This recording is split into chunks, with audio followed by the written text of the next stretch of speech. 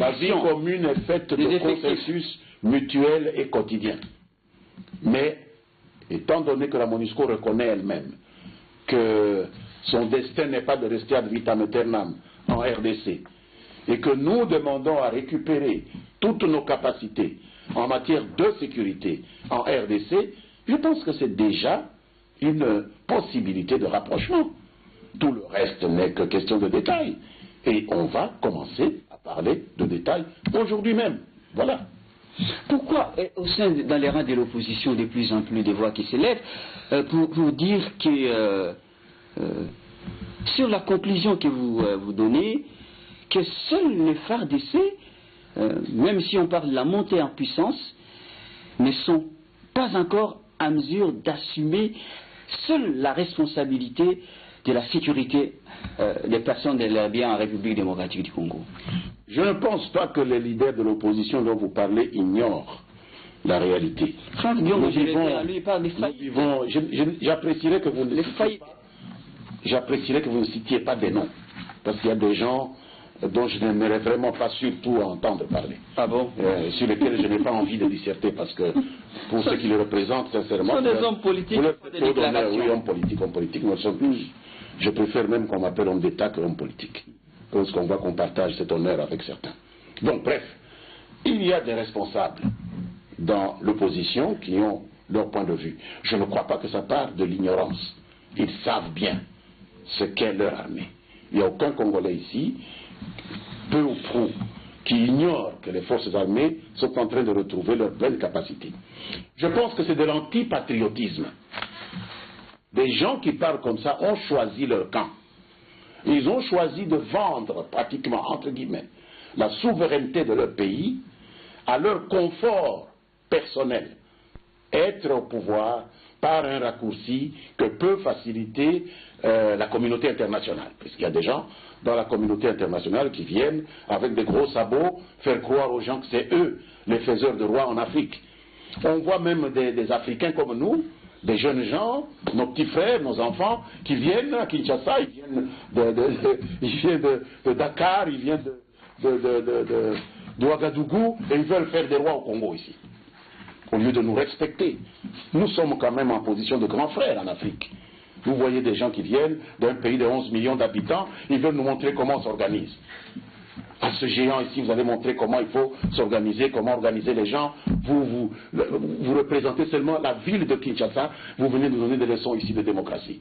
Vous venez donner des leçons de démocratie et de dignité aux descendants de Lumumba. Un peu de modestie. Donc il y a des gens qui ont choisi de ramer sur cette voie-là. Je ne pense pas que c'est rationnel de leur part. Je pense que c'est un choix qu'ils ont fait, qu'ils assument leur choix. Ce n'est pas un débat que moi je préfère avoir. Ils savent que l'armée congolaise est capable d'assumer aujourd'hui toutes ses responsabilités en matière de sécurité. Et s'ils étaient au pouvoir, c'est le langage qu'ils utiliseraient.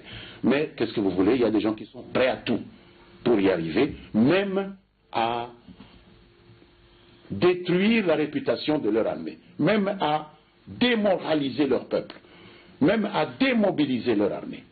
Et c'est ça que je trouve vraiment regrettable. Monsieur le ministre, alors vous faites allusion à ce que vous appelez ces gens-là. Alors, tout le monde a compris, il s'agit de 4 Sénégalais et Burkinabés déclarés persona non grata par le gouvernement de la République démocratique du Congo, expulsés. Ils sont arrivés chez eux, accueillis là-bas chaleureusement, à bras ouverts, comme on dit les médias occidentaux, et ils ont jubilé. Monsieur le ministre Lambert Mende Omalanga, ils disent ils vont pas en démordre, ils vont continuer à réseauter avec les leurs, qui sont les Congolais, qui sont restés ici pour continuer leur action. Intellectuellement, je suis intéressé à savoir comment ces petits gaillards vont continuer, comme vous le dites, leur travail, comment ils vont changer de système politique en RDC à partir de Dakar, comment ils vont nous imposer des leaders qui vont diriger nos institutions à partir de Ouagadougou, mais c'est vraiment de la présomption. C'est le crapaud qui se fait aussi grand que le bœuf. C'est ridicule. Ça n'a pas de sens. Chacun fait son lit comme il l'entend. Vous voulez changer le Burkina Faso, changez-le comme vous voulez, vous êtes burkinabé. Il n'y a aucun Congolais qui est allé au Burkina Faso. Il y a eu des racontards ici dans les médias sociaux et tout ça, les réseaux sociaux. Oh, tel monsieur de la famille politique du chef de l'État. Personne ne s'est soucié de cela. Pourquoi ils viennent ici chez nous? Qu'ils laissent les Congolais résoudre leurs problèmes. Nous avons nos problèmes et nous avons des solutions à nos problèmes. Personne n'a besoin d'un Burkinabé pour résoudre les problèmes de la RDC. Personne n'a besoin d'un Sénégalais pour résoudre les problèmes de la RDC. Qui leur a demandé de venir? Et ils viennent ici enseigner à nos militants, à nos enfants quoi? À dire il y en a marre. Vous avez marre de quoi? Vous avez marre de votre vie? Vous avez marre de votre pays? Vous avez marre de vous-même? Mais nous avons connu ce type de courant culturel ici. Hein? Si Laouka, si Tutuka, Tiamutubakata, tout ça. Mais c'est ça, il y en a marre. Vous croyez que vous allez mobiliser un peuple pour sa renaissance sur des idées comme ça, Tiamutubakata. Il y en a marre. Et balayez-moi tout ce qui existe. Mais c'est quoi? Dans les années 60, lorsque les gens s'entretuaient ici, il y avait un major de la rébellion de Kisangani qui s'appelait Kifakio, le balai. Son rôle, c'était d'arriver quelque part et tuer tout le monde. Et c'est ça l'idéologie. Venir balayer. C'est quoi? Balayer quoi? Un pays que vous ne connaissez pas, qui n'est pas le vôtre. Vous venez balayer quoi? Au nom de quoi? Vous insultez même vos amis congolais en disant vous n'avez pas d'idée, vous ne valez rien, c'est moi le petit rappeur burkinabé qui va venir vous montrer ce qu'il faut faire. Il faut respecter les Congolais. Il faut que les Africains respectent les Africains. Il ne faut pas singer les Européens qui prétendent avoir des leçons à nous donner. Aucun Sénégalais n'a de leçons à donner à un Congolais. Et aucun Congolais n'a de leçons à donner à un Sénégalais. Et aucun Burkinabé n'a de leçons à donner à un Congolais. Tout comme un Congolais n'a pas de leçons à donner à un Burkinabé. Alors, cessez de singer les Européens. Ça ne m'étonne pas que c'est les Européens et les Américains qui ont financé cela, parce que ne voulant plus agir à découvert, ils ont trouvé comme toujours des porte-faits, des gens qui viennent agir à leur place. Vous savez, les esclavagistes qui vendaient nos frères au Brésil ou aux Amériques, c'était des Africains aussi, qui venaient soi-disant pour nous civiliser. Donc, quand est-ce que nous allons cesser à avoir cette mentalité d'esclavagiste qu'on utilise pour mieux asservir les autres peuples, avec des discours que des nègres payés à Paris déversent pour féliciter? Vous allez féliciter des gens pour avoir brûlé leur parlement? Où a-t-on vu une chose comme ça? Au lieu de réussir à changer un système et à garder vos biens, les biens que vous avez payés avec l'argent des impôts, vous brûlez et vous dites non, il y en a marre. Nous, on n'a pas marre. Nous, on veut construire notre pays. Nous, on ne veut rien perdre. Nous, on ne veut rien brûler. On a marre de personne. On va demander au peuple qui il veut et celui-là va nous diriger jusqu'au moment où la Constitution met fin à l'exercice de son pouvoir. Alors ne venez pas avec vos « il y en a marre », cela. Ça ne marche pas. Alors, ils ont été accueillis. J'ai appris qu'il y avait des cris contre le président Kabila, mais des Sénégalais qui crient contre le président Kabila, ça veut dire quoi? C'est quoi? Il est quoi par rapport à... On est dans quel monde là? Oui, dans quel monde? Quelqu'un qui n'est pas votre président, vous ne l'avez jamais voté, il ne viendra jamais chez vous exercer un leadership, vous n'avez rien à lui demander, et vous manifestez contre lui. Mentalité d'enfant gâté. Manipulation des Occidentaux. Attendez, est-ce que le gouvernement de la République peut élever une protestation sur ça? Il n'y a pas de protestation, c'est tellement ridicule, c'est tellement bas. Et nos relations sont tellement correctes avec ceux qui dirigent que ce n'est pas ceux-là qui représentent le Sénégal. Mais les chefs d'État légitimes d'un pays étranger, bon, qui va être vilipendé,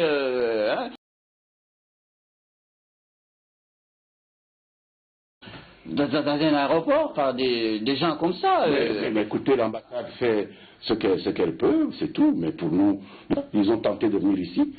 Ils n'ont pas eu même la possibilité de faire un seul pas. Ils se sont rendus compte qu'il y avait des gens qui veillaient à la sécurité des Congolais, ce qui se fait au Congo le soir par des Congolais, qui sont majorité. Donc il y en a marre de quoi, ce n'est pas pour nous. Nous avons nos propres structures ici. Alors par rapport à ça, M. le ministre Lambert Mende ou Malanga, quel va être maintenant le sort d'abord des Congolais qui étaient avec ces gens-là? Nous supposons que c'est eux qui les ont invités à venir se mêler de nos histoires. Mais c'est eux qui les ont invités, ils doivent se justifier. Le procureur va décider, peut-être qu'on va les relaxer, peut-être qu'on va estimer qu'il n'y a pas eu beaucoup de dommages, il n'y a pas eu de blessés dans cette histoire, il n'y a pas eu de morts, il n'y a pas eu pratiquement de destruction. Bon, le procureur va décider, je ne peux pas me mettre à la place du procureur. Alors, à la suite, quel est l'essor du fameux Filimbi, hein, en swahili, pour dire siffler en français, comme mouvement d'action pour la gouvernance, comme il le disait? Quel est l'essor que le gouvernement vous a... C'est des imitateurs. C'est des imitateurs. C'est vraiment extrêmement dégoûtant. Ça fait depuis la conférence nationale que les gens sifflent quand ils ne sont pas contents. Ça fait depuis les élections que les gens sifflent quand ils ne sont pas contents. Le 20 janvier, les gens sifflaient.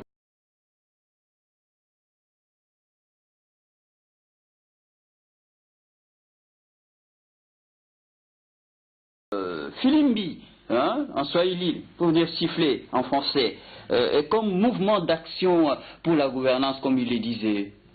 Quel est l'essor que le gouvernement vous a... C'est des imitateurs. C'est des imitateurs. C'est vraiment extrêmement dégoûtant. Ça fait depuis la conférence nationale que les gens sifflent quand ils ne sont pas contents. Ça fait depuis les élections que les gens sifflent quand ils ne sont pas contents. Le 20 janvier, les gens sifflaient au Parlement. Alors, Filimbi, ça devient une découverte maintenant. Les sifflets ont été importés de Dakar et du Burkina Faso. Non. Filimbi, je ne sais pas si c'est sifflet que ça veut dire. Est-ce que c'est la première fois qu'on a sifflé ici au Congo? Et pour siffler ici au Congo, il faut faire venir des gens du Burkina avec des chanvres dans leurs valises. Est-ce que c'est ça qu'on nous promet comme révolution ou quoi? Si les Congolais veulent siffler chez eux, ils sifflent. Pourquoi ça doit être un Sénégalais qui vient siffler ici au Congo? Vous croyez que pour qu'un Congolais siffle, il faut qu'un Sénégalais lui apprenne à siffler? Mais c'est une injure faite aux Congolais. Laissez les Congolais mener leur opposition comme ils l'entendent au Congo. Respectez-les. C'est tout ce qu'on demande à ces jeunes gens. Faites votre révolution chez vous. Vous n'aimez pas Ouadé. Ouadé, c'était votre président. C'est votre problème. Qui a demandé à un Sénégalais de venir choisir notre président ici? Depuis quand un Sénégalais va venir choisir, refuser, accepter un président ici? Quand j'entends tous ces Français qui parlent dans leur radio, leur télévision, oui, les militants antidémocratie qui ont été arrêtés, et ils ne disent pas que c'est des étrangers. Moi, je vais aller en France, commencer à organiser des manifs contre tel ou tel camp politique en France, et ils vont me laisser libre. Mais qu'est-ce qu'ils racontent là? Tout ça, c'est une tentative de chosifier l'Afrique, une tentative d'opposer les Africains entre eux, et il y a des petits naïfs qui mordent à ça parce qu'on donne 100 000 euros ici, 2 000 euros là-bas, etc. C'est ridicule, moi j'ai honte. Qu'est-ce que vous répondez à ces téléspectateurs des Nouvelles Donnes de Sydney, un Congolais, qui se demande s'il n'y a pas eu quand même, si le mal était fait, il y a eu des failles au niveau de nos services? Comment se demande-t-il? Il m'a envoyé un SMS. Des gens comme ça ont pu se voir délivrer les visas d'entrer en République démocratique du Congo. Ils arrivent à l'aéroport international d'Indjili et ils franchissent la frontière pour entrer au Congo. Bah, il aurait mieux fait de poursuivre le raisonnement. Quelles sont les responsabilités? Il aurait mieux fait de poursuivre le raisonnement en disant, puis ils commencent à s'adonner à leur entreprise de déstabilisation et se font coincer aussitôt. Voilà. Je pense que c'est ça la réponse. Il fallait les laisser aller jusqu'au bout de leur logique parce que c'est pédagogique. Parce que les petits malfrats, ils se croient toujours plus malins que les services chargés de l'ordre public. Et donc ici, leur démontrer la vanité de leur projet, parce qu'ils prétendent qu'ils ont été au Mali, ils ont fait ça, ils ont été au Niger, mais la RDC n'est ni le Mali ni le Niger, pas plus qu'il n'est le Sénégal ou le Burkina Faso. Il fallait leur montrer par l'absurde que ces tentatives de déstabiliser un pays qui essaie de résoudre ses problèmes, nous n'avons jamais dit que nous n'avons pas de problèmes, mais nos problèmes sont nos problèmes. Ce n'est pas des problèmes il y en a marre du Sénégal, ce n'est pas des problèmes du Burkina Faso. Ce sont des problèmes des Congolais. Alors il fallait leur donner cette leçon pour leur dire c'est inutile de vous agiter. Ici, il y a des hommes et des femmes qui sont jaloux de la souveraineté de leur pays. Alors occupez-vous de votre pays, laissez leur pays tranquille. Il fallait que cette leçon fût donnée. Et donc je félicite les forces de police, je félicite les services consulaires, je félicite les forces d'intelligence qui ont agi en concertation pour attraper ces malfrats, la main dans le sac, et les renvoyer. Ils font la fête, mais ils font la fête pour avoir échoué. Si vous avez eu un projet que vous avez échoué, vous ne faites pas. Ils ont échoué, maintenant ils sont au Sénégal. Vous allez changer le Congo au Sénégal.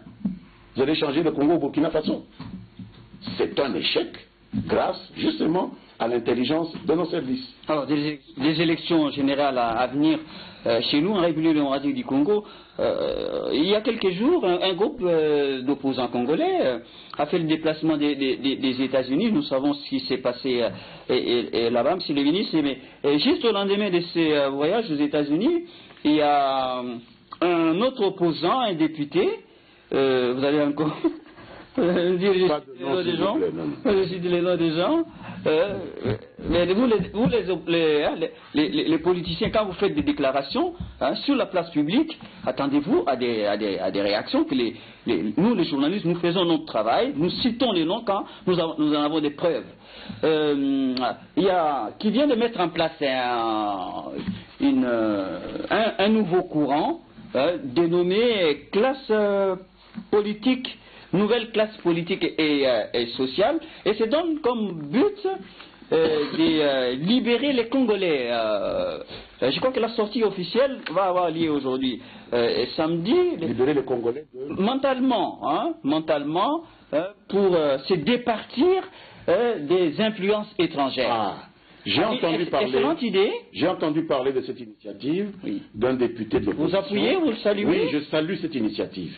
Je pense que ce n'est pas parce qu'une idée vient de l'opposition qu'elle est mauvaise. Je pense que la classe... C'est en réaction à ceux qui sont... Oui, la classe politique congolaise, surtout dans l'opposition, a besoin d'une sorte d'aggiornamento. Il faut que les gens se remettent en cause. Il n'est pas possible que 55 ans après l'indépendance, on trouve encore des politiciens congolais qui vont à la métropole, entre guillemets. Bien sûr, en Europe, on a découvert leur petite peccadille, tout ça, alors il faut aller aux États-Unis, là où on n'a pas encore tout à fait la maîtrise de leur dossier, pour demander, supplier les maîtres du monde à venir s'immiscer dans les affaires domestiques de notre pays. Vous savez, ces ingérences-là, quand on les demande et quand elles commencent, on sait évaluer comment ça se passe. Mais jusqu'où ça va aller, personne ne le sait. Peut-être que ça va emporter même ceux qui sont allés négocier. Parce que vos intérêts ne sont pas nécessairement ceux de la puissance que vous invitez à venir reprendre en main les intérêts de votre pays. Donc c'est de l'insouciance, c'est de l'inconséquence politique. Et moi je salue ce député de l'opposition. M. Mikaï, oui bien sûr, quand c'est dans le bon sens. Pourquoi pas? M. Mikaï qui a lancé cette espèce d'alerte qui s'adresse à nous tous. C'est pas seulement à l'opposition, bien que l'opposition est allée un peu jusqu'à la caricature. Mais même dans la majorité, il en est qui croient que rien ne peut se faire dans nos pays sans l'aval des anciens maîtres et des maîtres actuels du monde. Or, nous devons vivre dans l'idée que ce pays, il est à nous, que nous n'avons pas de maîtres, nous avons des partenaires, et qu'il faut absolument faire en sorte que chaque jour, la RDC soit de plus en plus contrôlée par les Congolais eux-mêmes, et que l'histoire de notre pays soit écrite par nous, au lieu d'aller inviter d'autres à venir écrire l'histoire. Vous vous imaginez des gens qui vont même demander qu'on leur permette qu'on leur désigne un candidat commun entre eux. Donc ils vont un peu faire une sorte d'examen de passage pour que les maîtres disent oui, celui-ci écrit mieux, celui-ci défendra mieux nos intérêts, mais dans quel monde vivons-nous? Donc j'appuie cette initiative du député. Alors vous parlez des désignés, la demande qu'ils ont faite là-bas, au pays de l'oncle Sam, les désigner je sais pas, un dauphin commun.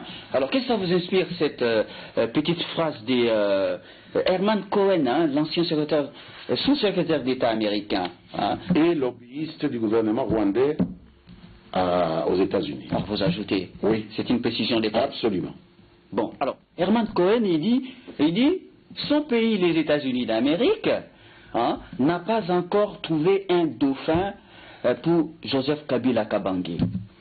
Mais d'abord, ce n'est pas le rôle des États-Unis d'Amérique de trouver un dauphin pour qui que ce soit dans un pays qui n'est pas les États-Unis d'Amérique.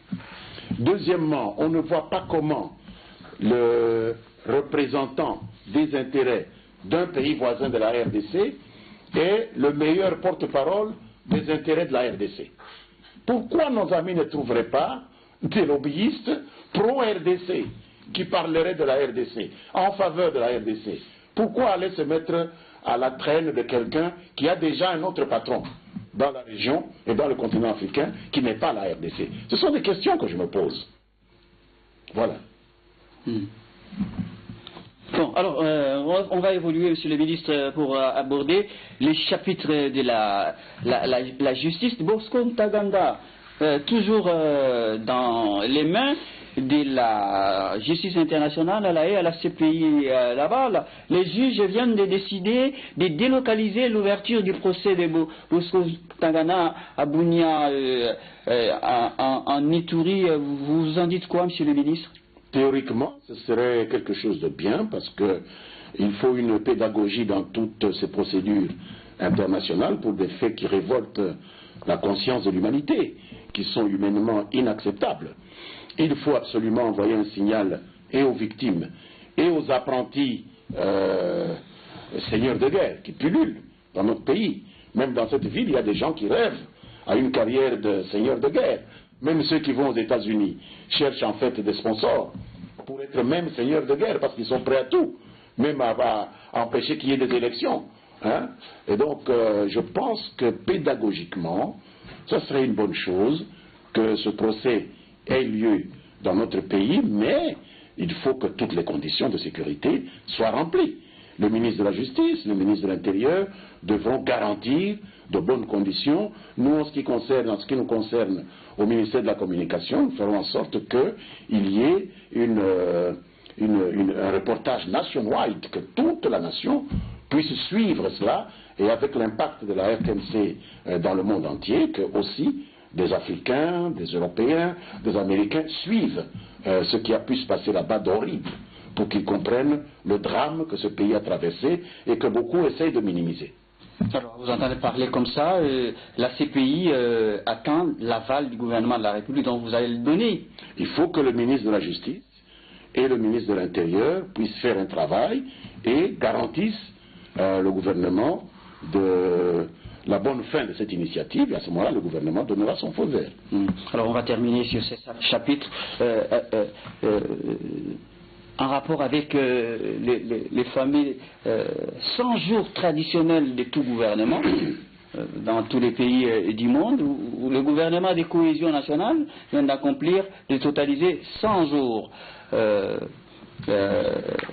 aux commandes des affaires.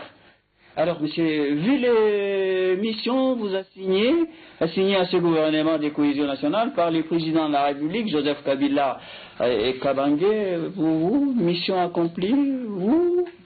Oui, je pense qu'il appartient au peuple congolais et à nos partenaires de pouvoir élaborer un bilan objectif, quoi qu'il en soit. 100 jours après le deuxième gouvernement Matata, force est de constater que nous avons maintenu le cap, ça personne ne dira le contraire. L'économie se porte... Si, un député national, l'économie se porte... Tableau complètement noir, il parle de faillite. Bon, ça c'est les critiques rituelles de gens qui ne peuvent plus raisonner, tellement ils sont obnubilés par le fait qu'ils vont perdre les élections, ne m'intéresse pas. Frappé des nécessités politiques, ici, nous parlons de choses objectives, rigoureuses, il y a des chiffres, les chiffres, vous ne les fabriquez pas. Les chiffres sont là, le PNUD publie des chiffres, le FMI en publie d'autres. Nous venons de recevoir un très haut responsable du FMI, le vice-président, je crois, M. Limpton, qui a dit, en venant au Congo, j'éprouvais comme un malaise. En repartant du Congo, je me rends compte qu'on m'a gavé de mensonges sur le Congo. Monsieur le Premier ministre, pourquoi ne communiquez-vous pas à l'étranger pour faire connaître ces belles performances qui sont les vôtres? Je cite M. Limpton, vice-président du Fonds monétaire international.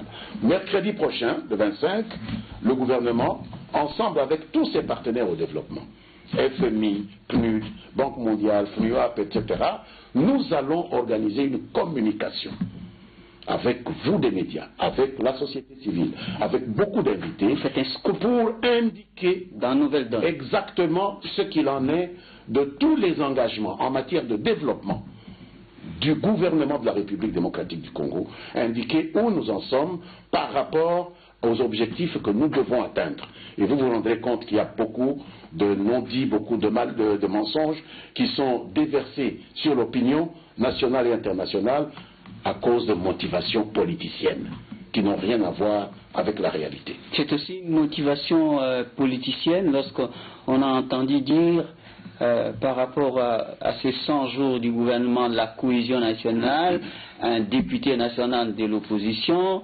il affirme, pour lui, le seul espoir qui reste pour le peuple congolais, c'est l'alternance en 2011. 2016, vous savez, pardon. L'alternance, on ne l'a pas par une sorte de... Et ça a échoué les 100 jours. On n'obtient pas l'alternance à force d'en parler seulement. Alternance, alternance, et puis elle vient. Non. Descendez dans l'opinion. Demandez à la population si elle se sent bien dirigée ou non. Demandez si elle apprécie les performances de ceux qui sont en place ou non. Faites valoir votre propre projet. Qu'est-ce que vous ferez à la place? Et laissez-le décider. Ce peuple-là, que tout le monde invoque, on oublie que c'est lui qui nous a mis là. Aujourd'hui, c'est comme si c'est l'opposition qui est la majorité et c'est nous qui sommes l'opposition. Mais il parle au nom de qui? Nous avons été élus par ce peuple-là. Qui vous dit que ce peuple n'est pas content dans sa majorité de ce que nous avons fait de ce pays en termes de sécurisation, en termes de stabilisation, en termes d'agrégat macroéconomique, en termes de social, l'éducation, la santé, etc. Qui a dit ça? Donc, l'alternance, ce n'est pas l'idée que tel opposant qui s'aime beaucoup devienne président. Non, non. Et l'alternance, ce n'est pas une valeur absolue. C'est la volonté du peuple. Le peuple peut même ne pas vouloir l'alternance. Ça s'est déjà vu. Le peuple peut dire, je suis suffisamment satisfait de ce qui existe, je continue avec ça. Donc il ne faut pas venir engager le peuple comme si un député est le peuple. Non. Le peuple se décide à la faveur des élections, monsieur. Alors, un peu de patience, un peu de modestie. Attendez, le soir de la proclamation des élections, on verra bien si c'est vous qu'on va choisir pour cette alternance ou si c'est notre famille politique qui va continuer. Mais dans le même peuple, monsieur le ministre, on entend dire aussi que le peuple a peur de faire ses sauts vers l'inconnu. Le peuple a toujours raison. Oui. Si c'est ça qu'il dit, c'est que c'est ça le chemin de la raison. On connaît Joseph Kabila et son action. Le peuple a toujours raison. Mais les sauts vers l'inconnu, là. Mais moi je vous dis ceci, je ne sais pas si cela est vrai. Je n'ai jamais fait ça. Moi je suis journaliste et moi j'entends des tout, les côtés. Hein. Mais le peuple a toujours raison. Vivons avec cette idée-là. Le peuple n'a pas raison uniquement lorsqu'il partage mes points de vue. C'est ça la faute que certains dans l'opposition commettent. Que le peuple n'a raison que lorsque ses points de vue rencontrent les miens. Non, le peuple a toujours raison. Si elle estime faire confiance à ce qui est connu, eh bien c'est ça l'intérêt du pays à ce moment-là. Il faut s'incliner. Et je suis sûr qu'ils seront obligés de s'incliner. Moi je vois, je lis un peu comme dans un livre ce qui va se passer. Beaucoup d'amertume, mais ils s'inclineront. Votre mot de conclusion.